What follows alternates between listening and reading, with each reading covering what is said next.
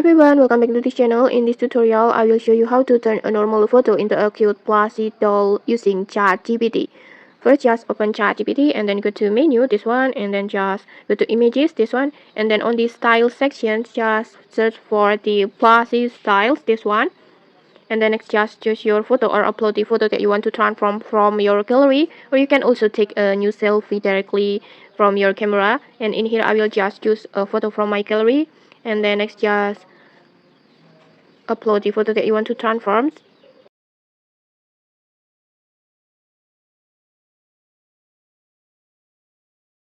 For example, this one, and then next just tap on done and wait for the process.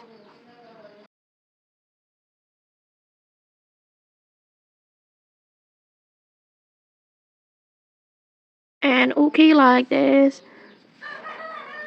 Now your photo is transformed into an adorable plushie doll like this. It looks so cute, and the expressions, the pose, it's still same the original, and I think it looks so good. And okay, maybe that's it. If you found this helpful, don't forget to like, comment, and subscribe for more tutorials. Thanks for watching, and see you.